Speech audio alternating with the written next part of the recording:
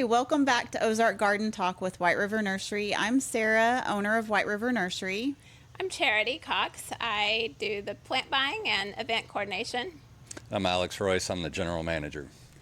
So it's starting to get hot here. Summer's really setting in, and it's starting to get hot, humid, and the questions are rolling in. So we thought it would be a good place to kind of answer those questions all at once. We crowdsourced a few more through our social media, and then we thought we'd add some that we just get frequently asked all the time, and we thought we'd do our best to answer them, or at least point you in the right direction on where to go to find the answers to your specific problems.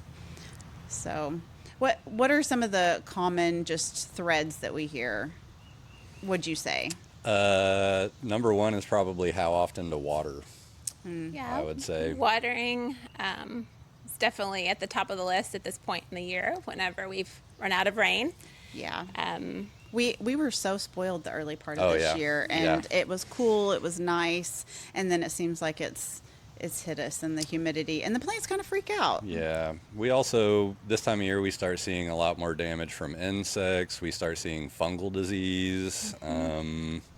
And of course, we're all fighting weeds and Bermuda grass trying to encroach on our garden. Yes. So, Yeah, that's And my problem. also the question that comes in pretty frequently in person and on the phone is it a good time to plant? right. So Or what can I plant? what can I plant now? Is it a good time to plant? My answer is pretty much all the same every month of the year. If you can dig a hole and keep the plant watered, then it's time to plant. Yeah. But not overwatered. People still drown things in summer. It's true, yeah. Important. Yeah. But you can't go on a 3-month vacation No. Yeah, and not have a watering plan in place. Yeah, so. a plan in place. Yeah. What are can you think of any plants that are like most successful planted this time of year? I know we just went down yesterday to one of our biggest growers or one of the biggest growers that we buy from in southern Arkansas, and he mentioned that the native perennials that he grows just do best. They have to have the warmth. They have to have the heat to really root in and to do best. That's right.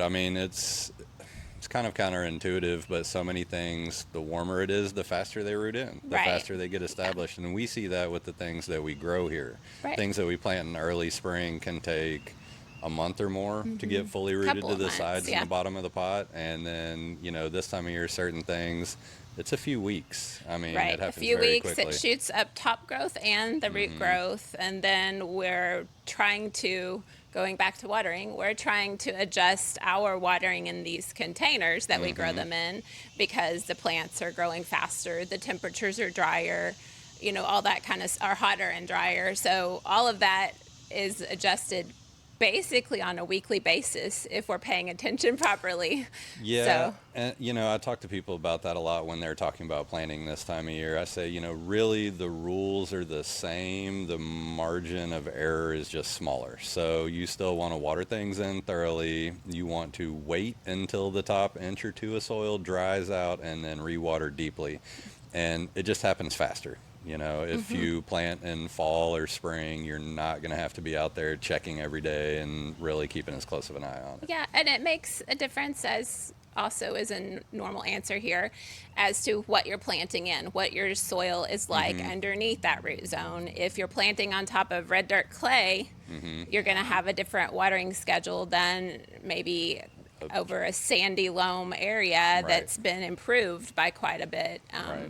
Which both will need water probably, but that requires monitoring the soil with, physical looking and feeling with your hand past that top inch to see what's happening. Yeah, and especially with perennial in-ground plantings and shrubs and things like that, I don't want to give people the idea that necessarily you have to be out there every single day all year long. You kind of get into a rhythm. You kind of figure out what the plant needs after a week or two, and you're like, okay, every other day for this bed. And Probably like well over 50% of growing any plant, vegetable, shrub, tree, is observation. Yeah. And becoming skilled at observing what is happening with the plant itself, but also with your soil, with the environment around it. Has it rained in 2 weeks? No, we got to water.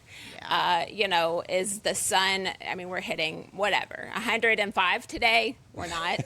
But, all of say these that. things affect, well, we probably will, affect what's happening to the plants just like it affects what's happening to us. So it's Right. so hard to give an easy answer. Yeah. It You is. have to observe. That's why right. I said we do our best. Sometimes it's Yeah. confusing because sometimes like a plant will look wilty when it's been overwatered Yep. Exactly. versus underwatered. The symptoms are the same. It's crazy. Yeah. And we have people come in occasionally and they're like, yeah, I just planted this tree last week, but don't worry, I have irrigation on it and it's watering it twice a day for 90 minutes or something crazy like that. Don't be that person. And like Charity's saying, I mean, I understand the impulse to want to have the easy button, just turn on the irrigation, walk away, but you've got to look at first. Right. There's all those backup questions like what kind of irrigation? Right. Is it spraying? Is it soaker? Is it right at ground level spray? Is it getting through the mulch or is it too light of a spray? I mean, there is Yeah. no one answer for anywhere in your yard, anywhere in different beds, different soils, different plants. So it does require observation, checking physically to see what's happening underneath your mulch. Please do mulch at this point in the year if you haven't already. That's going to save you some work. It makes such a difference. It helps the root zone stay cooler with all the heat and the water stay where you put it. If you can just keep your animals from messing up your mulch, this is my problem. Right? Every year. Yes, Same. chickens, dogs, cats. Yeah. They work against you. Yeah. It's fun times. Is there anything that we would advise people to not plant this time of year? I can kind of think of things that really struggle, like some of like the arborvitaes that struggle anyway. Sometimes we'll see those They need really a lot of water. struggle. Yeah, as long as you can water them, I don't think it's bad. I think that some of the things you had asked that, sorry, I forgot, Yeah. things to plant. Yeah. I would definitely say grasses, specifically the warm season grasses. This is the most active time of growth. The closer you get to fall dormant or winter dormancy, the less root growth you're going to see on the grasses, even if they're healthy up top. And so overwintering can be a problem if we have a wet winter. The broadleaf hollies, like the evergreens, it's better, as long as you can keep them watered, it's better to plant them before we head into the winter so you can get water to them efficiently. Yeah. And the leaves don't burn in winter while they're trying to hold water because they're evergreen. This has an asterisk. If you're going to plant crepe myrtles, it's a big if.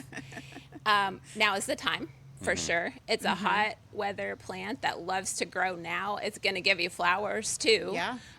So this is the time to get those in the ground ahead of fall. Yeah, let them establish. The things not to plant, I would say, would be the ephemeral spring bloomers. Yeah. Things like Brunera that we talked Uh-huh. about in an earlier podcast. It's beautiful. It's going to struggle through the heat. It could be planted, but it is a shade plant. And I lost the plant. Also a soft-leafed Dicentra? Yes, Dicentra is going to be sad right Yeah. now. It's already done blooming. It's just going to be foliage. If you can keep the foliage healthy, mine has done so much better once it's established, which you Right. have them established too, right? I do have, a little Yeah. bit. They're looking okay, but they have gotten beaten up. by They just don't like the heat. So, Right. Do you guys have some more modern cultivars? Because I feel like the old-fashioned bleeding heart goes completely dormant in the summer. I mean, down to the ground. right, mine does. There's Mine's nothing. gone. Okay. It's Yeah. not there, and it's in a complete shade area that gets it actually is by the front step, so it does And get some water. That's just the life cycle. I Right. was just thinking about it. I mean, we in Northwest Arkansas, we're pretty well trained to not plant many things that really aren't heat tolerant. That's just kind of their natural cycle. And Yeah. in theory, you could plant them right now it's just kind of, what's the point? You're not going to see them until next spring. Right. So, And in my case, I would end up forgetting they're there And and replanting planting over over the top of them, or digging up something that had potting soil at the base and being like, oh, what was that I did? I've done that. I mean, trying to think of things that are truly just not heat tolerant. Really, all I can think of is like pansies and violas. Yeah. Fuchsia tends to stop blooming, at least most of the varieties that I've seen when it gets hot. Some annuals that are really, they're focused on the spring bloom. Yeah. But those are kind of the exception. There's only a couple of them. So. Yeah. Even things like the spring blooming creeping flux, which is a native, plant, it's going to look its worst over the next few months. Right. I think, it's pretty again, ratty. why plant it now if you can wait, let it get rooted in its time? And I will note that this year we got in June grass, which is a new native grass to me. So I've been learning about it, but it's a cool season grass. I'm on this deep dive on grasses, so it's all in my head all the time. I know that's why we have 100 or more different kind. Anyway, the June grass is a spring and fall growing grass. So we have a few right now, but we sold most of them. I want to plant some more because I would like some more in my prairie area.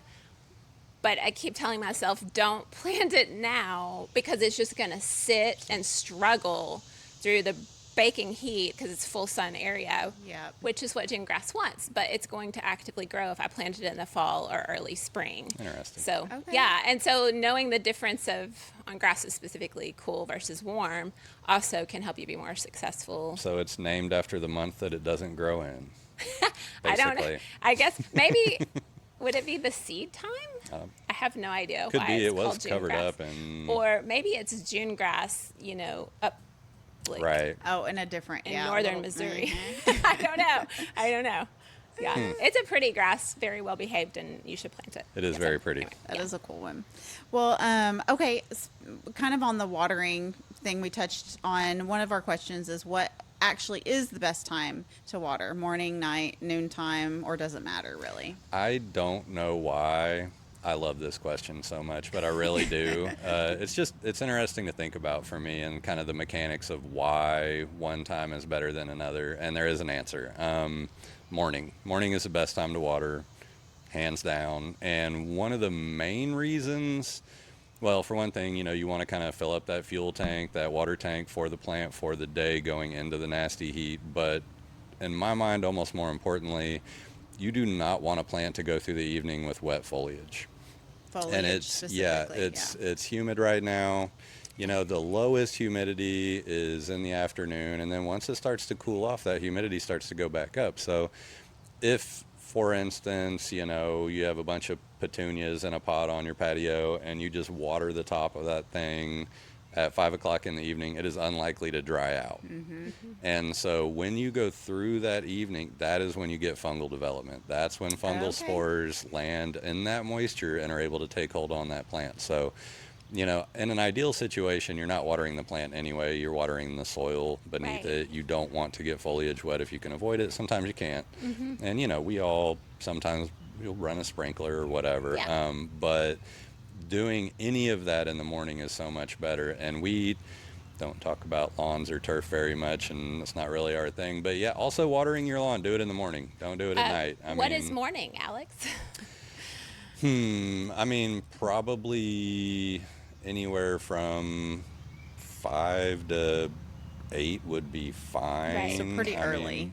So before that the heat comes in. You're not even so another thing about the foliage getting wet in the morning, it would dry before evening, but it will also, if you do get droplets on your leaves, one plant really affected by this is hydrangeas, because they have the broader leaves. They get drops on them, it becomes a magnifying glass, and will scorch where the water drops are and create, looks like disease, but it's actually just burn. So another reason to do it early before the sun is intensely on the foliage. Well, and that's another valid point. Try to water the plant whenever possible, not The soil, not the plant. soil, Yeah. not the Not tops the of the plant, leaves, not not the the leaves. flower. They It'll- don't need it. It'll shorten the lives of blooms considerably. I mean, that's a big one we try to train people on here. So Yeah. We train people to water the pot, not right, the plant. exactly. Yes. So you're trying to get the soil, and the roots will do their job if you get water into the soil. You don't need to cool off the top of the right. plant. Yes, please don't cool off the top of plants. They don't need that. Yeah. Okay, so going into bugs, we did get several bug questions. So, what should we do about squash bugs? I'm gonna be completely honest here. I love squash. I especially love zucchini. Same. I do not grow it anymore because the squash bugs, the vine borers, I mean, they're awful. And I was about to say I don't know about you guys. I do know about you guys. I don't want to spray poison all over my Right. squash, Right. So I've tried a bunch of different things and I have not had the best success. The guys at the farmers market do a fantastic job, Yes. though. So I outsource this question. Okay. So my son works at Middle Fork Farm, who is a market grower. Is at every Saturday market at the Fayetteville Square. And he is the farmer there, and his tactic, which I've heard other farmers through the years use this, market farmers specifically, they're dependent on these food plants and they need to get produce. So this is not Right. just your backyard, situation. He has a very big motivation besides just having squash casserole. Yes. You plant a lot. You plant early. Okay. So you're going ahead of the squash bug life cycle. So you want to get the plant started early so that they can start growing ahead of the attack. And then you plant late, so you're doing Right. succession planting. So when one area of the garden gets hit, you can just trash it. You just take it out, get it out of there. The squash bugs are already there, granted, but you're cycling with the cycle of the bug. So learning the life cycle of the bug is helpful on any insect control that you're working on. They use manual picking, so Right. they Okay. inspect all the rows of squash on the daily, and when they Look see for eggs, eggs. they smash them, pull off everything. So there's a lot of physical removal there. And Middle Fork does not use a spray, so it is physical or basically physical control. Right. And they do use row covers. So he grows in Yeah. high tunnels, but he also has the row cover cloth, which they put on small hoops that covers whichever vegetable they're trying to protect, plants they're trying to protect. And just a little tip on row covers, you can definitely order them. We do not carry them here. We just don't have that capacity. But And we're talking like 2 foot tall, 3 foot wide row covers that go down the row. So Yes, with and kind of different a lengths. fine mesh it's like over the top. almost gauzy. Yeah. But an alternative, and I don't know if this is really cheaper anymore because I haven't priced material in a long time, but an Yeah. alternative is at the fabric store getting tulle. Yep. The liner for like ballerina skirts, the netting. So that is also usually a small enough square, fine enough fabric that they can't get through, but light can get through and air can circulate. So you're not creating problems otherwise. So that's another option for a smaller scale prevention or row cover. Okay, that's interesting. I- I'm surprised. Excess I like that. When I was reading about it, it just kept coming back to physical removal, and so, those eggs she was talking about, they're little kind of copper colored clusters of eggs. If you see those, get rid of them. Yeah. You can just smash them with your Yeah. Back of your fingernail. Yeah. Throwing the bugs in a glass of soapy water, the Right. mature ones. Or a 5-gallon bucket, whatever works. And, also removing the debris and getting it out of the garden. Exactly. They do overwinter on that foliage in egg form, I believe. Not 100% sure about Yeah, that. But I think it's a larva in the leaf litter. Okay. And the adults can. I did look up the life cycle so that I could know, which this is the problem with questions, because once I get on one, I'm going down the rabbit hole to find all this, and it goes. So one of the parasitic controls, right? A good bug that we can encourage is the tachnid fly, which is very small, and it is a fly, but the pictures I saw were all kind of orange abdomen. I'm not sure. I'm sure there's various variations of them, but the tachnid fly are a feathered leg fly, and they tend to actually hover over squash plants because they is it parasitoid? The squash bug adult becomes a parasitoid, meaning the egg is laid inside, the larva grows inside, and then bursts out through the exoskeleton. The insect world is seriously crazy. It's brutal. And kills the squash bug adult. So if you have tachnid flies in the area, they can help predatorize the adults and start decreasing.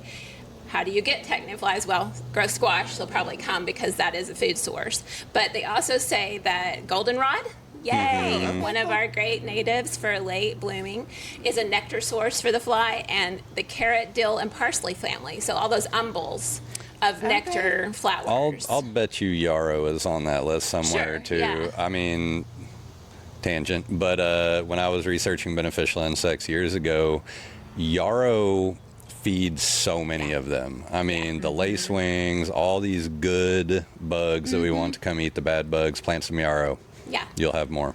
And you've probably already planted carrots, dill, and parsley. You know, those are things that we usually grow anyway, but plant extra, for more beneficial insects to come and visit, as well as our butterflies that we talk about all the time, like the swallowtails and such. But, and those larvae are going to eat your plants, so plant extra for the caterpillars of those butterflies, while also attracting your tachnid flies, which then helps control your squash bugs. And then clean up the leaf litter. Yeah, definitely clean up because that's where they go down in the soil and stay for the winter. One other quick thing I read was trap boards. They were saying you could put a board out on the soil near the squash, and that they go under it at night, so you can go out there in the morning, lift it up, and just pick them up and drop them in that cup of soapy water. Fun. Just make sure your soapy water cup looks different than your coffee cup. Good advice. Good advice. One other thing, my mom has done the tomato cages with her squash before, just so that grow them upright, and I think that has been an improvement for her. I think maybe it might just be the visibility of everything is a little bit easier to spot everything. So she does both, but she has had some success doing that and seen less. She always has a lot of squash and zucchini, so she's doing something right. She's got it figured out. If you have extra, bring them to me. I know. Anyway, another question. Let's see. Staying with insects. Do Japanese beetle trap bags work, or do they just attract more? Yes.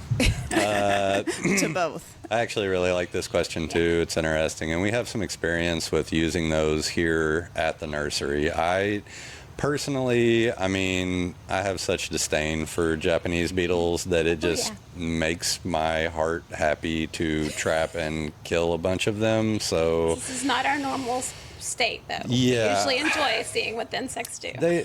You guys know they're terrible. And they don't really have any predators here. I read that the only bird that really eats them, or one of the only birds that really eats them, are the European starlings, which we also can't stand. But at least that's one notch in their belt, I suppose. But yeah, so the traps do absolutely, they draw the beetles in with the sex pheromone, and it's very effective. I've opened those little packets before, and all of a sudden they just appear. It's crazy. But, yes, be very careful where you hang them. You would never want to hang one in the middle of your garden. We hung one here on the back corner of the property on a bald cypress tree, which is not something that they feed on regularly, but they actually did feed on the bald cypress right around the area where the trap was. Interesting. It was like when they flew in, if they didn't hit that little plastic fin and slide down into the bag and they landed on a branch, they were just like in a frenzy and started chewing on stuff. So, and sounds about right. An ideal situation is you want to put one upwind from your garden, so it's actually drawing them out of your garden area to that trap. I personally I think it's very much worth doing, and I think that if a lot of people actually did that, it might actually impact the overall population. Right, because what's the point?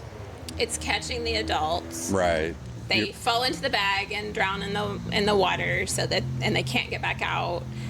So you're decreasing the population. Your population That's control. right. That's and I can't remember. It was a long time ago, but I was reading about them, and it was talking about how the females fly around, and I want to say they lay eggs in the soil one at a time, but they do it like every day throughout the day. I mean, I didn't read about that. So, taking one out of circulation can make a decent impact. So, yeah, I'm in favor.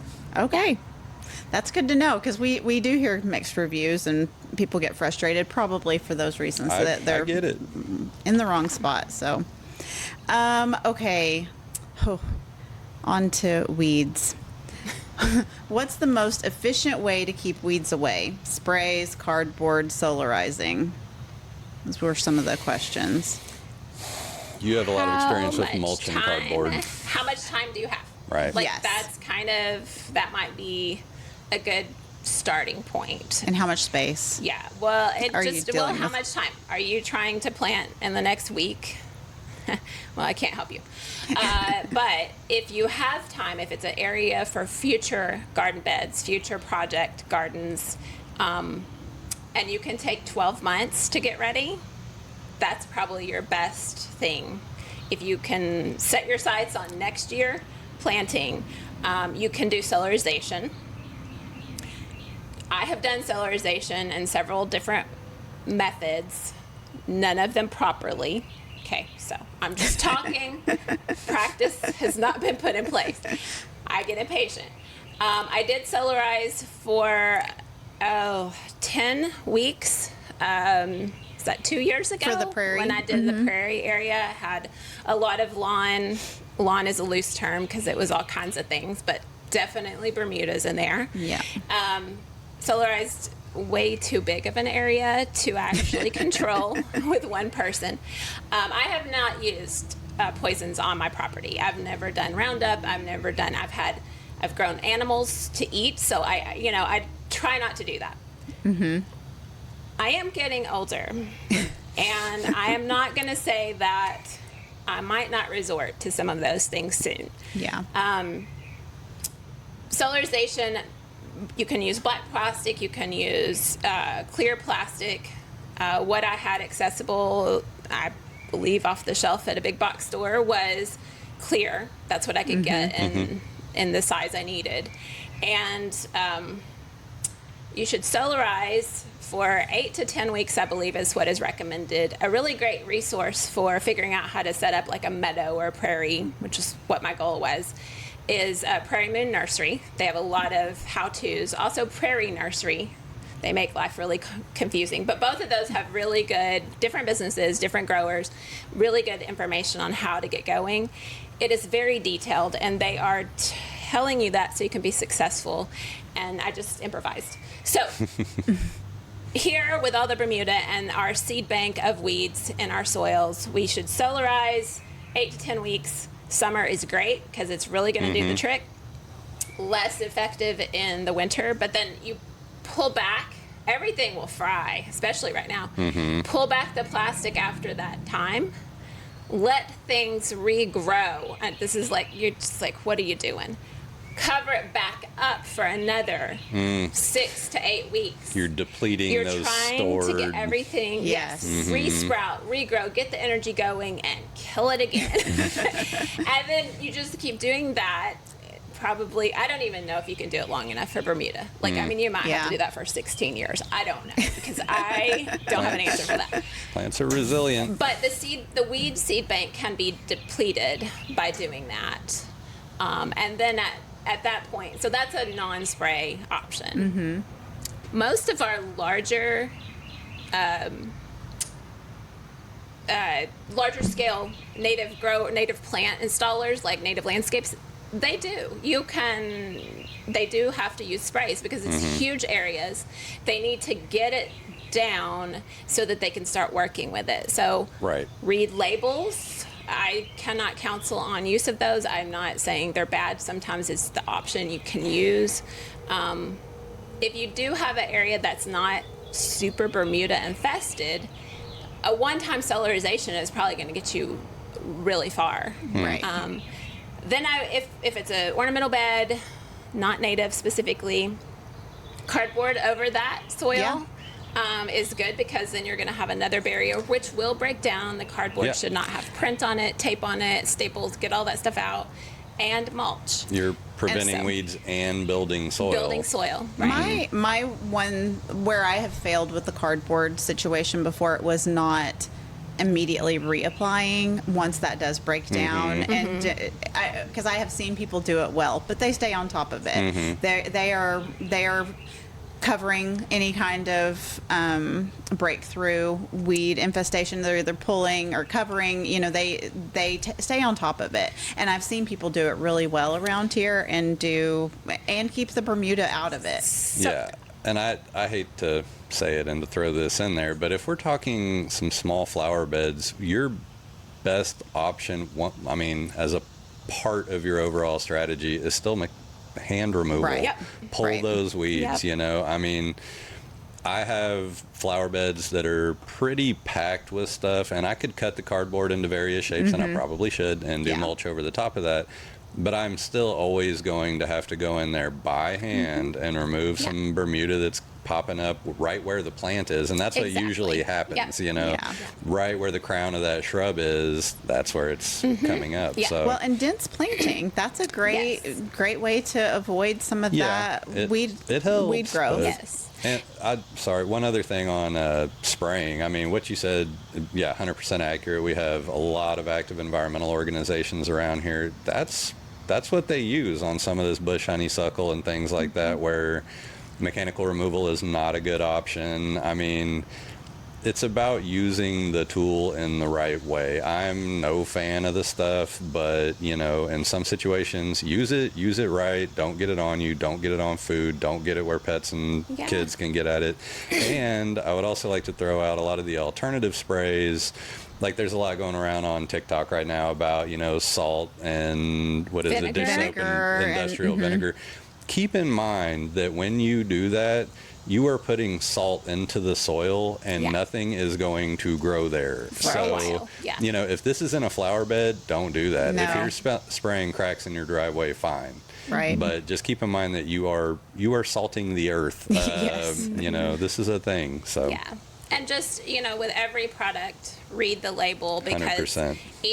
each one is different. And so, like, your replant, when you're coming back, once everything's dead, you're like, okay, I'm ready to make my bed.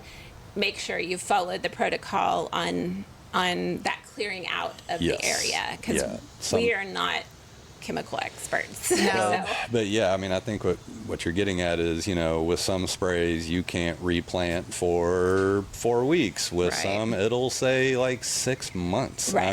The residual activity of an herbicide varies. So I did just this morning for my own private, I've got next door, there is a very, very healthy stand of privet and bush honeysuckle that is now over my privacy fence. So it's going to start dropping seeds into all of my native plant beds.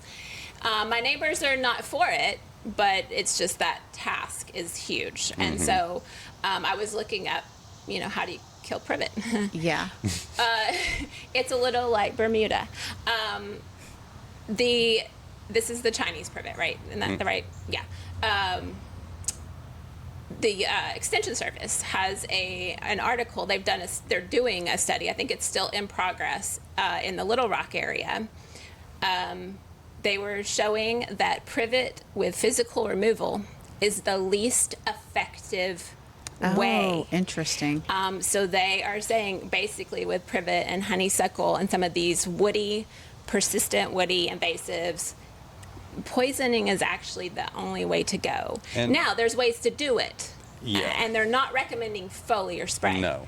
This is direct application to the stumps, to the woody tissue. Right. Not broad spray. So that's really interesting too. So, traditionally what they will do is they'll go in, they will cut it, and then immediately apply a concentrated dose of the herbicide, which is then pulled down into the roots of the plant, kills the plant. I saw something, I think it might have been from the extension office also, where they did like a partial cut. Did you see this? No. So instead of cutting all the way through the stem, I need to go back and reread this and see exactly how they did it. But basically they cut like a wedge out of it, treated that wedge, but left the top on it. And somehow that increased the effectiveness of the herbicide. I guess the plant was still more actively moving everything around. Everything was still flowing. So I thought that was kind of fascinating. That's interesting. I also saw, and I can't remember if it was the extension service, it was in a video, but they used the floral tubes that you use. I tried to find that video so I could reference it, and I couldn't find it through Google search, but it still has to be out there. I bought some floral tubes recently to deal with poison ivy on my property that has kind of gone crazy. How does that work? So it has kind of a silicone top on it, and you cut the poison ivy or whatever, and basically put your poison in the tube. And so this is like a boutonniere tube. So it's a little water holder for your cassage, right? I don't know what a floral tube or a boutonniere tube. So it just basically gives water. The intention is to give water to that stem so it lasts. So you could wear it longer. I'm getting it. Yeah. So it's just continuously pulling it gives the herbicide instead of just a spray or a swipe of the herbicide, it leaves it on there for a little bit longer, and those really persistent. Stick it on the branch. You cut it, stick it on the branch, and it starts pulling it back down to the root system of that plant and that plant only. I mean, it's kind of brilliant. Make sure there's no little kids around. I could with any of those. I mean, I was about to order some because I had seen I'll share. I got a bunch. It was provided. That video was done by Ryan Neal, the extension agent in Benton. What's our northern county? Not Washington, but Benton County. So he's the horticulture extension agent up there, and he and Colin Massey produced that video demonstrating how to do that. And again, I tried to search it out and I couldn't get it to pop up. So I'm sure it's still there. I'm just not looking at it correctly. Just fully finding it. I need to rewatch it because I haven't actually wanted to put on the long sleeves and gloves and everything to get around the poison ivy. So, but I might be waiting for a little bit. I hate dealing with that stuff. It's so bad. Okay, so we do have some questions about planting. A little bit more like, is there anything we can do now to prepare for fall planting? Solarize. Cardboard mulch. Get your spaces and ready. You can do that now.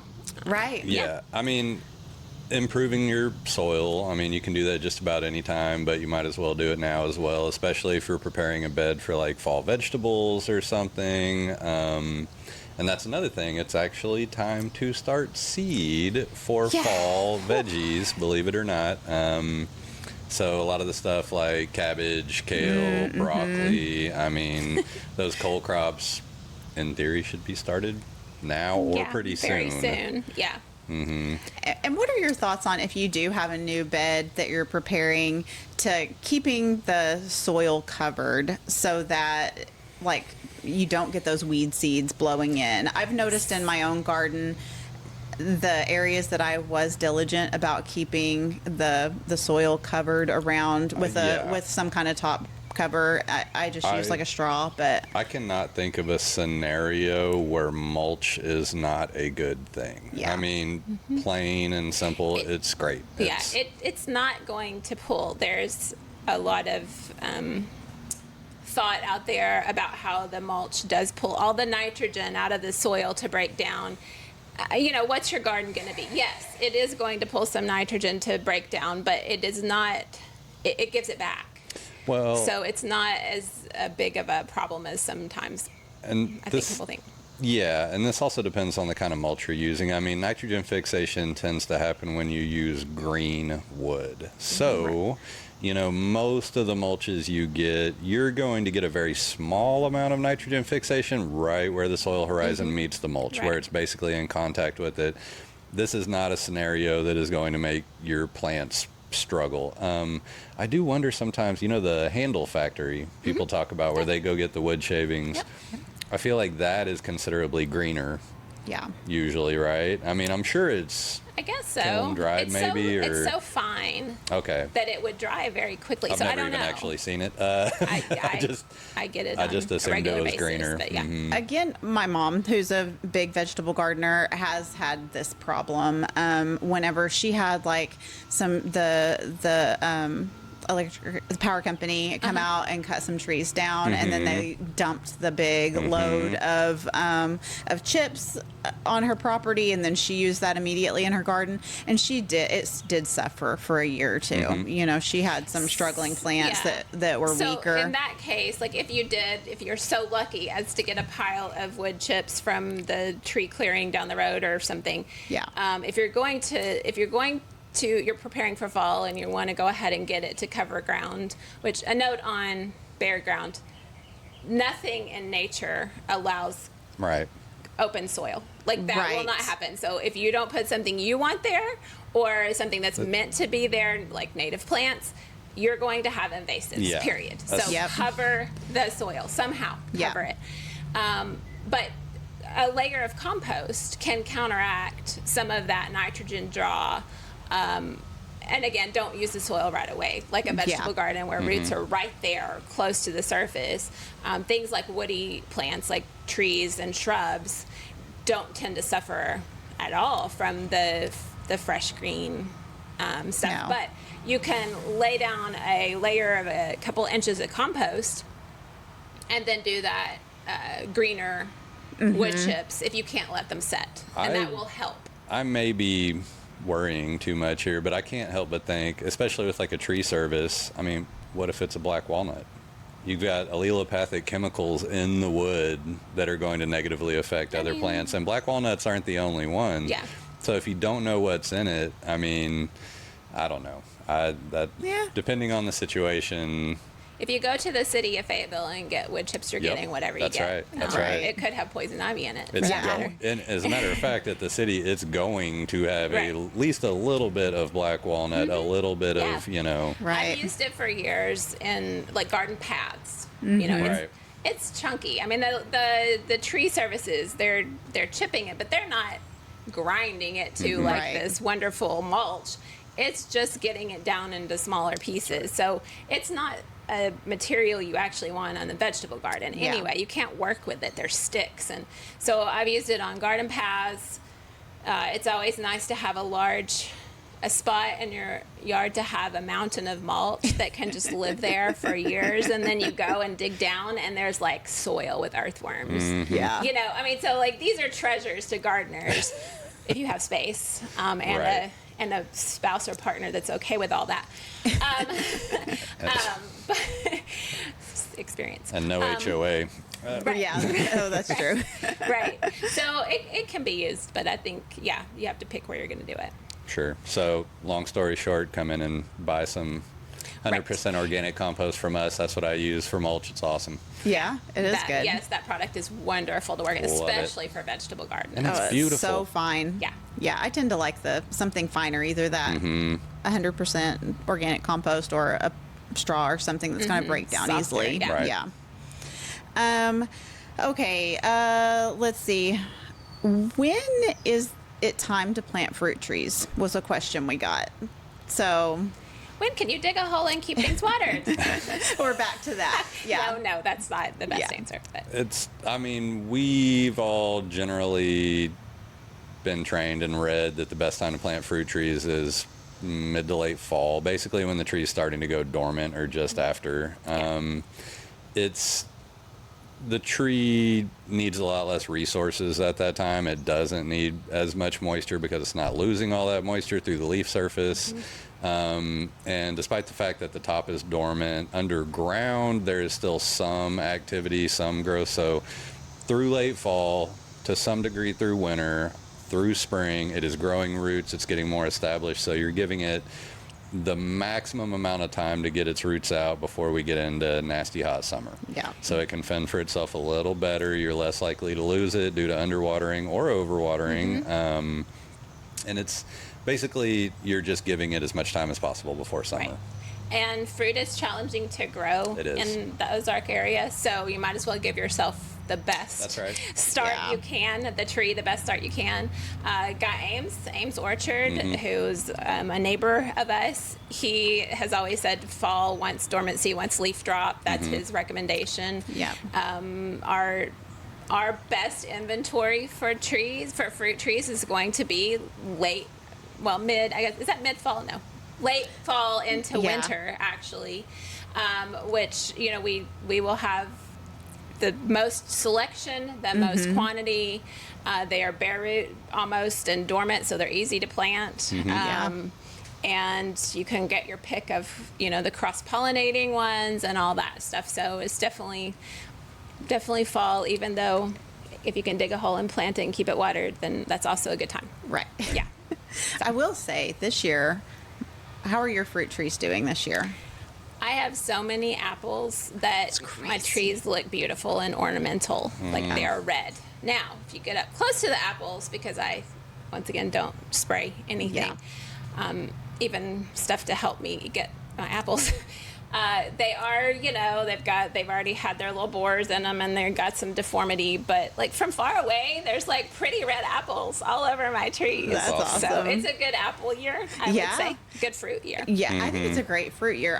My peach tree that was on my property that I think I've gotten fruit off of it twice in the almost 10 years I've lived there. It's just, there's some fruit, but it gets gross before I can pick anything or anything gets ripe. But it was so loaded down. Most of it's already dropped or we've picked it or whatever.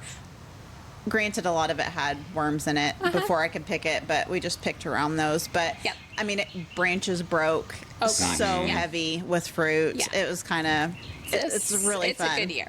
There was something about this spring. My mother is so excited. She's sending me pictures all the time of her hardy kiwis. Oh, that's fun. She has had these vines for, I think, over 10 years, and this is the first. They are covered in fruit. Awesome. Wow. And we are all, we're ready to eat some hardy kiwis. So exciting. Yeah. There's hundreds of them. Yeah, that's fun. So there's proof that hardy kiwi vines can grow. True story. I have killed at least 3 rounds of those, so I quit because you should learn from your mistakes. Great plant, fruit once a decade. It's hey, fruit once a decade in Northwest Arkansas, that is pretty darn good. They're looking good too. Yeah. They don't have a bunch of spots or bugs. That's awesome. I feel like know. the Pacific Northwest vibe we had all spring really showed me what it's like to grow fruit up there where in you're Washington. Supposed to. Yeah. If we only had that environment. I think the only question, I think I missed this one earlier, but last question was, what plants tolerate heat well and bloom in the late summer? So kind of back on that one, but do you have any favorites that you would mention that are doing great right now? So one of my favorites that I didn't know was my favorite until about a year ago is ironweed. It is a beautiful deep purple, and it is a native plant. And the ones that you see on the roadside late summer, they're in the ditch. And if you go down in the ditch, if you're brave enough to do that, which I wouldn't recommend, you would see that they're going to be like 6, 7, 8 foot tall. I mean, they're crazy big, but they're in the ditch blooming purple fringy clusters with boneset, which is a white bloom. And then one of our many yellow native blooming late summer, like Helianthus family, so sunflower, Siliphium. Oh boy, I can't remember the cup plant or the compass plant. Those are related, or rosinweed. So all of those bloom yellow sunflower, like open daisy looking blooms. So that, and goldenrod. So you've got yellows and golden yellows, purples and whites. Okay, so those are huge plants, and they're pretty aggressive plants, and you really can't easily fit them into most garden beds. So There is an ironweed that is called Vernonia lettermanii. Help me, Alex. Is Iron butterfly. Yeah. Iron butterfly. Yes. And it is a short one, 2 foot max, fringy, feathery leaves that are a lot, and I have confused in my own garden, as Amsonia.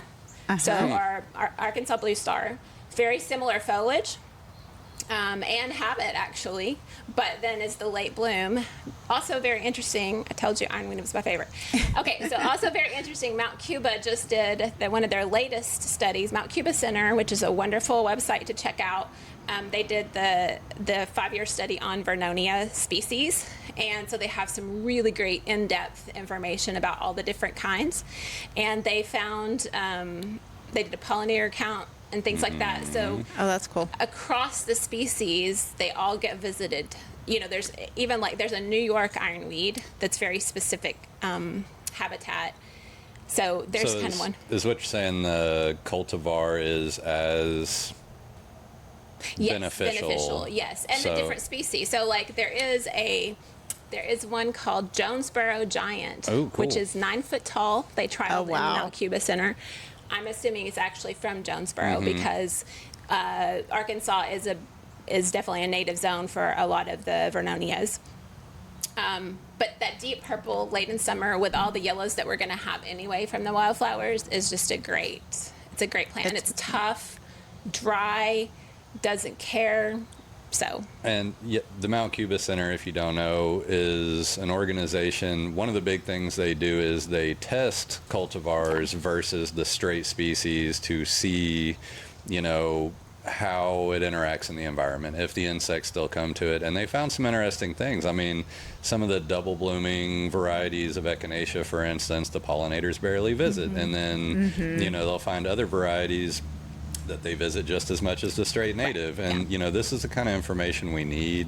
The problem is that it takes years for each, Their studies are 5 years long. And they have huge gardens, and they're working their way down that list, and they're teaching us a lot. But, of course, new cultivars are coming out every year as well. Yes, and just as so fast.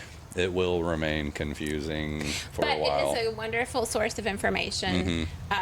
They are further north than us, but the thing is when they plant these plants in their trials, they're doing it just like I would.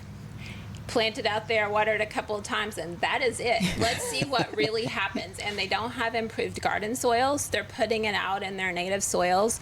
So they're not doing anything special. And, if it dies after the first year, okay. They'll report that. Yeah, so it's a pretty cool resource and to nerd out on too.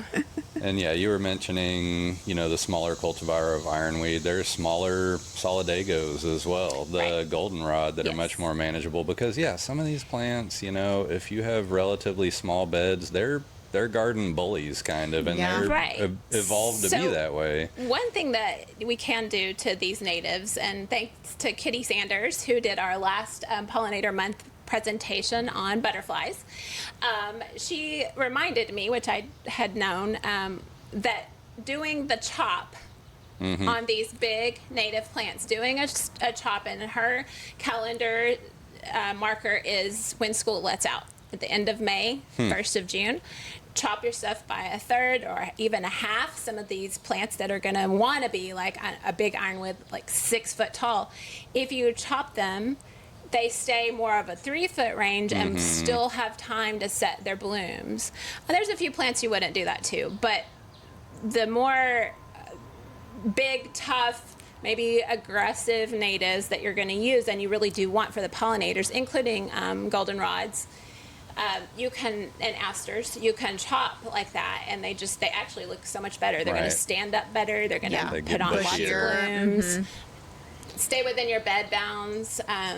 And really, it's kind of helping the plant. I mean, the root system has less tissue to support up above. You're you're getting into that period of heat. So I tried this because I do have ironweed that has planted itself all around one of my front beds at my driveway. Horrible soil. I mean, clay, rock, nothing there. Maybe some runoff from rain because of the way it drains. But it would get about 5 foot tall and reach over to our cars as we drove through because I couldn't bring myself to. I knew it was going to bloom purple. So this year I remembered, and I did chop it in half, and I chopped it earlier because I didn't really realize the calendar of the school thing, and this ironweed, and I can't remember what species it is, but it grows so big so quickly, and now it's all a nice like border height to the ornamental bed that I have at my front door, and pretty soon that's all I'll have is like ironweed border, and you won't see the actual ornamentals I have inside, which is okay. But yeah, That's cool. Yeah, it's a fun plant. Yeah, that's awesome. Yeah, one that I just wanted to mention that's blooming right now that I've seen in the Fayetteville Public Gardens, again, they do such a great job around the square and stuff, is rattlesnake master. Yes. It is a big plant, but I think they do such a good job of incorporating some of those larger plants sometimes and showing you how you can make that work in a more structured bed, so. And, a lot of the most popular flowering natives that are very manageable are late summer bloomers. I mean, echinacea, rudbeckia, coreopsis, all of these, they're going to bloom in late summer. They're very heat and drought tolerant. They do well here. Also, have to do it. Sorry. Lantana. Yep. Lantana is it's an annual. No, it's not native. It looks its best when a lot of other stuff is kind of going downhill from that heat. Agree. The geraniums, the petunias, that stuff is starting to get kind of tired. The lantana is just going strong. Yeah, it doesn't even grow until then. In my experience at home, I put it in and I'm like, okay, well, I guess that was a dud. I got it in the wrong spot. And then it gets to the summer heat and it's like, bam, and the butterflies are all over it. And I mean, it's a tropical. It's native to very hot, humid, nasty regions of the earth. And it's so pretty. So yeah. It's beautiful. It's a good cut flower too, isn't it? I don't know about that. I think so. Yeah, I don't know how the base. Yeah. But also things like the annual highlighted here, vinca. Yeah. Tough as nails, Hot, doesn't drink dry, much water. That's one. We start getting asked about that in early spring, and people love it because they remember how well it did in their garden in the summer the previous year. It does not like it when it's cool and wet. No. I mean, it has to be hot. As a matter of fact, I think this year was pretty hard on it. I've had several people come back to replant it because the cool Pacific Northwest we had was not favorable to vinca getting established. It's very prone to some fungal infections that get on the stem. And it's a mess. So but it loves it hot and dry. It's ready now. And zinnias, let's not forget your favorite. Oh my gosh, zinnia. mine looks so pretty. They actually did kind of like the cooler weather. I got some. I swear, some of my blooms were 4 to 5 inches across on some cool like cactusy cultivars that I got. They're so pretty, and it seems like now I'm not watering as much though. That's the thing. They wanted some more water, so they are not showing up quite as big, but still big, beautiful, colorful. I need to bring some vases of zinnias in for you guys. Yeah, I know they're so pretty. But did you guys have any other things to add today, or I think we covered a lot. One other thing I just wanted to mention is we do get a lot of people bringing in plants with some kind of spot or some kind of issue, and really the best way to diagnose those is taking those samples to the extension office. It's a free resource. We don't always, sometimes we might know, but typically we send people to the extension office. We can give kind of a blanket response like this looks fungal, you have some type of fungal leaf spot going on. But these guys, they're amazing. And they are a fantastic resource, but also they have a lab with microscopes and little scalpels. They'll actually cut the bark and peel it back looking for streaking for certain diseases. They have the time, the equipment, and the expertise to really nail down exactly what is going on, and they make recommendations on how to treat.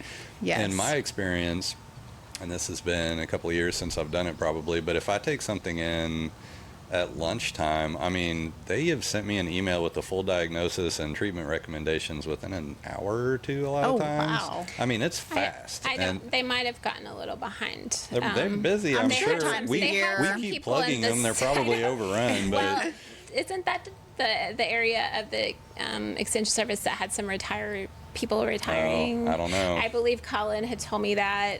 Maybe that was even last year. So hopefully that's somewhat resolved. But Mm-hmm.